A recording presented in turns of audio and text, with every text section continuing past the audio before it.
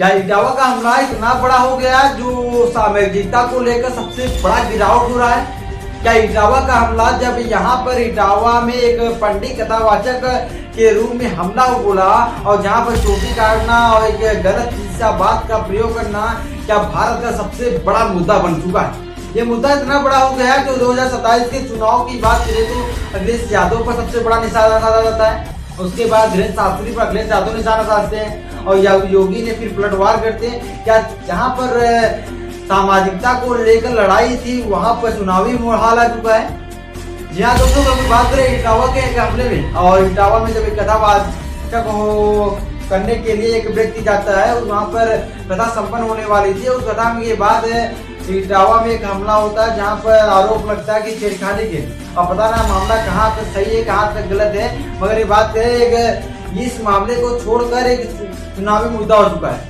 कहीं यादव ब्राह्मण से लड़ रहे हैं, कहीं यादव पंडित से लड़ रहे हैं। क्या एक इटावे के हमले के बाद सब कुछ बदल जा रहा है।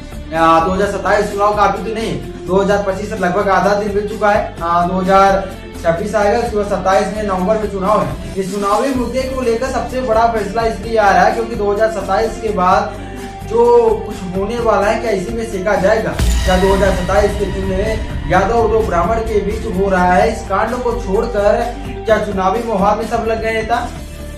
कोई इस बात पर भी कर रहा है, कोई उस बात को, ये मुद्दा को उठा नहीं रहा है। क्या आप ब्राह्मण और पंडित को लड़ाकर एक चुनावी मुद्दा को जीतने के लिए दोनों पार्टियों में काफी बड़ा मतभेद चल रहा है। क्या अखिलेश यादव जिस तरह धीरेन्द्र शास्त्री पर 50 लाख का रुपए का जुर्माना लगाते, क्या ये बात सही है। क्या धीरेन्द्र शास्त्री ऐसे पुजारी जो एक विदेश में कथावाचक के रूप में एक मंथ के लिए गए थे, उसके बाद जब उनकी वापसी होती, क्या ये धीरेन्द्र शास्त्री जैसे एक पंडित के रूप में जो 1 साल पहले माना जाए तो उनकी पावर नेटवर्क जैसे सोशल मीडिया का पावर नेटवर्क बढ़ता चला गया, और धीरेन्द्र शास्त्री एक बार फेमस पंडित बन चुके हैं। और वो जब कथा के वाचक के लिए विदेश में गए थे, उसके बाद जैसे ही भारत में आए और उनके 50 लाख रुपए का एक कथा वाचक यानी कथा सुनाने का लेने का एक गलत है या सही है देखा जाएगा। मगर अखिलेश यादव का बड़ा बयान आता है।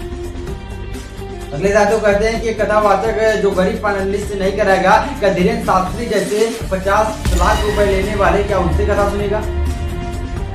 बिल देखा जाएगा, मगर ये बातें बहुत ही दिलचस्पी दिख रहा है। और जहाँ पर दो समाज लड़ते हुए दिख रहे हैं, और वहाँ पर एक चुनावी मुद्दा भी आ चुका। अब ये चुनावी मुद्दा कहाँ तक चलेगा कहाँ तक नहीं चलेगा बिल देखा जाएगा। मगर आपको ये वीडियो कैसी लगी, वीडियो को कमेंट करके